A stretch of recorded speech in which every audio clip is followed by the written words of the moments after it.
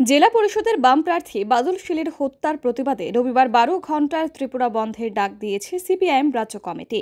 তবে সিপিআইএমের ডাকা এই বন্ধের প্রতিবাদ জানিয়েছে শাসক দল বিজেপি। কিন্তু রবিবার সকাল থেকে রাজ্য জুড়েই এই বন্ধ নিয়ে মিশ্র প্রতিক্রিয়া দেখা গিয়েছে। তবে সোনামুড়ায় পুরোপুরিভাবেই এই বন্ধ সফল হয়েছে বলে দাবি সিপিআইএমের।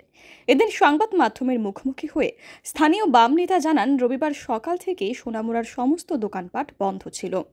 রাস্তাঘাটে একটিও গাড়ি চলতে দেখা যায়নি।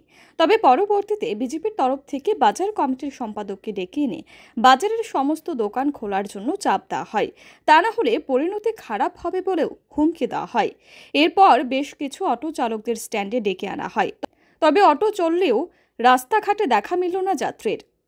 করেছি সেইভাবে প্রচারটা আমরা নিয়ে যেতে পারিনি, কিন্তু এটা এমনভাবে খবরটা মানুষের মধ্যে ছড়িয়ে গেছে, আমরাও আশ্চর্য হয়ে গেছি। উইদাউট টিকিটিং সোনামুড়া সম্পূর্ণ বন্ধ, এমনকি বিভিন্ন জায়গার মধ্যে কাঠালিয়াতে সকালবেলা 9টা অবধি সব বন্ধ। এরপরে বিজেপির পক্ষ থেকে তাদের বাজার কমিটির সেক্রেটারি ওনাকে আনিয়েছে, বাজারে কিছু অটো আনিয়েছে এবং ওদের ধমক দিয়েছে যে তোমরা যদি আজকে অটো সার্ভিস না দাও, বন্ধের পক্ষে সমর্থন করো, তাহলে তোমাদের ভবিষ্যতে খারাপ হবে। ওদেরকে ধমক দিয়ে কিছু অটো চালিয়েছে, কিন্তু অটোতে যাত্রী নেই। বাসে 1-2টা বাস চালিয়েছে, তাতে কোনো প্যাসেঞ্জার নেই। সার্বিকভাবে মানুষের একটা সমর্থন আমরা লক্ষ্য করছি।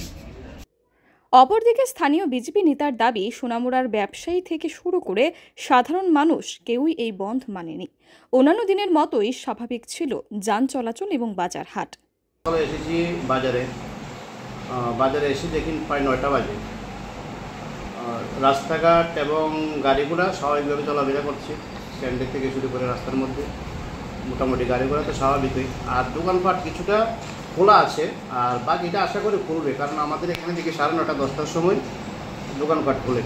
তো এই স্বাভাবিকত যারা বেচা কিনে অথবা টিফিনের দোকান, বিভিন্ন দোকান যারা সকালে ওই দোকানটি খোলা আছে, বাকি দোকানগুলি আশা করি খুলবে, মুদির দোকান যেগুলো। Bureau report, PV north east.